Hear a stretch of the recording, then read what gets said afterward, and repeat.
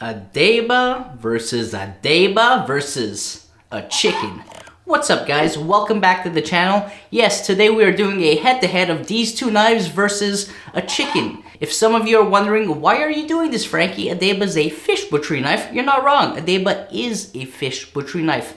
However, back in August 2023, so way back essentially, I did do a head-to-head where it was, of course, one of my favorite knives of all times, a honesuki, which is a chicken butchery knife, versus this 165mm Saji Deba. And lo and behold, I was kind of really surprised with the results. Now, there's a few advantages and there's a few disadvantages of a Deba. Essentially, the two advantages I found that a Deba had, not necessarily over a honesuki, but where I just didn't think it would work with chicken butchery, but it did, was that A, a single bevel knife is extremely sharp. B, being a Deba with a super thick spine, it does help to have that additional weight drive through the protein. Now, some of the disadvantages, cons, whatever you want to call them, what it doesn't have working for it, but kind of against it, is the fact that, it felt a little bit unwieldy. Being so large, it didn't feel as precise of a knife. And B, whatever we want to call it, disadvantages or cons, the weight. So the same weight that helps drive through the protein feels a little bit heavy. Now, in that same instance, so yes, what I'm saying is back in August 2023, I also actually pitted these two knives against each other once I realized that a Deba could be fun for chicken butchery. And I said, what's funner than realizing that a Deba can be an excellent tool for chicken butchery? Pitting it against another Deba. For those of you who are new to my head-to-heads, they don't always make sense, alright? This isn't a rigorous scientific approach. I do head-to-heads for a few reasons. Sometimes it's just to scratch an itch about curiosity. Can this knife perform better than this knife for a specific task? Sometimes I am curious to know if one knife works better than the other, and other times it's really just to know how they compare. In this case, because I found out that a Deba can be an effective tool for chicken butchery, I had no choice but to do what I do best, which is think, maybe we can do another head-to-head video, and we're going to use this larger Deba. Essentially, what you have in front of you, the commonality is that they're both Debas, and the knife smiths are both from the same region, Echizen in Japan. Now here we have a Takeshi Saji Deba, 165mm, made out of Ginsanko steel, with a handle that is 5,400-year-old bug oak and Aussie shea oak. In terms of the weight, we're looking at 292 grams, 50mm belly height at heel, and a spine thickness of 7mm.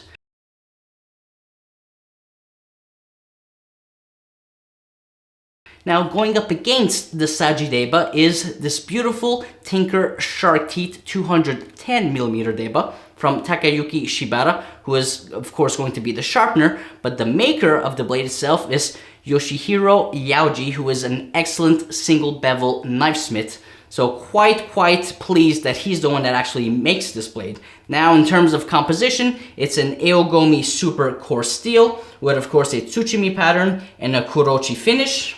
It weighs an astonishing 457 grams, has a belly height of 63mm at heel, and has a spine thickness of 9.5mm with a rosewood handle and a Paco wood ferrule.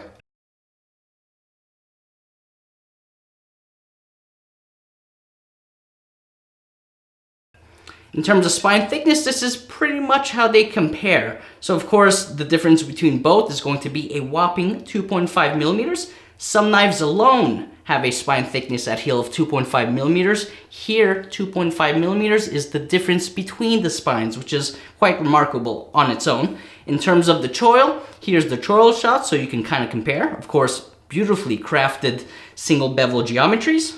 And the weight alone is also another great comparison because this Tinker Shark Teeth is 1.5 times the weight of this Saji Deba. So without further ado, now that you know what we're up to, we're going to be pitting these two Debas against each other and a chicken. Let's go take a look at the footage. Then we'll come back and we'll talk about what you saw.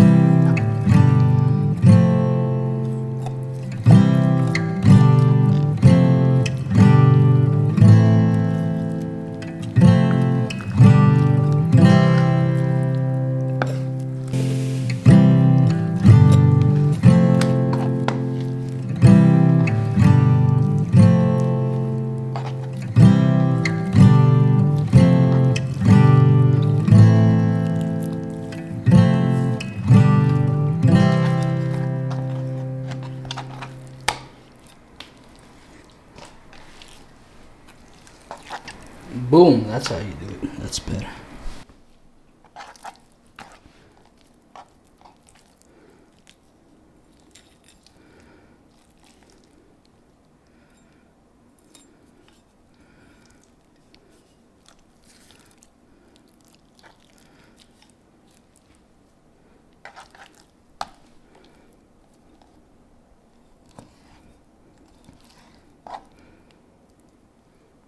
No, thank you. This knife is so heavy. It is unforgivably sharp, unforgivably heavy. It is not nimble. If you're off by a millimeter, it's so sharp, it's just going to dig into anything else but what you want. It's actually quite destructive on the flesh. So this guy loses. The Saji Deba could potentially be better than the honesuki. But the honesuki too is extremely comfortable. I could probably get through 3 chickens with this before my hand cramps.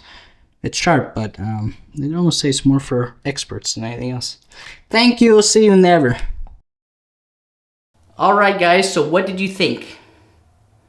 After watching it, I'm pretty sure you have an idea of who came on top this head-to-head between 2 debas against the chicken. The Saji Deba. So where did this one quote-unquote fail? Well, again, let's take a look at the reasons I said this was a fantastic knife. This Saji Deba in particular. Super sharp because it's single bevel. But because it's single bevel and it's super precise, that also ended up being some of the demise of this particular knife. It is very unforgiving with a Deba to do chicken butchery. If you're not right on the cartilage, if you're a millimeter to the left, this will bite into the bone instantly, which is great because it lets you know, don't push through. Even though this is a Deba, don't push through, back up, and kind of realign your cut. But with a knife that is now 1.5 times the weight of this one, well, that unforgiveness happens even quicker because it drives through the meat even faster. And it's almost shocking on the arm when you mess up.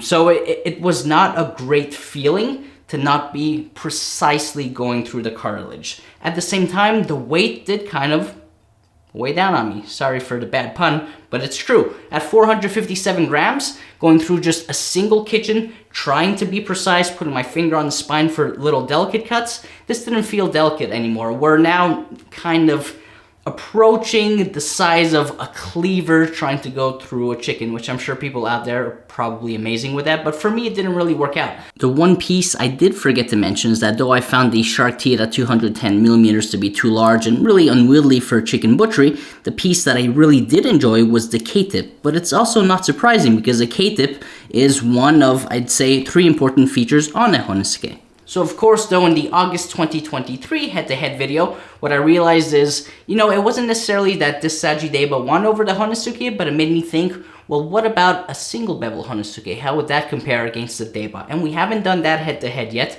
but it did kind of prompt me to want to get my first single bevel honesuki, which I did from Isamitsu, first ever single bevel honesuki to come out of their shop. There's a video about that unboxing here. Link in the video description below. But when it came time to then compare this Deba against the smaller Deba in almost every single way, this just became too unruly. However, we would not have known unless we tried. Of course, a little bit like the scientific method, we can observe and make hypotheses. And so one could have probably said, Frankie, you're going to find this too heavy. You're going to find this too unruly, too unforgiving. Sure, you're right, but now we have the evidence that we wanted, so thank you so much for sticking around and watching this head-to-head. If you like the type of content that I create for you, please remember to like and subscribe, it really goes a long way. Hit that bell button so that you're always up to date with my most recent videos, and otherwise, I'll see you next time.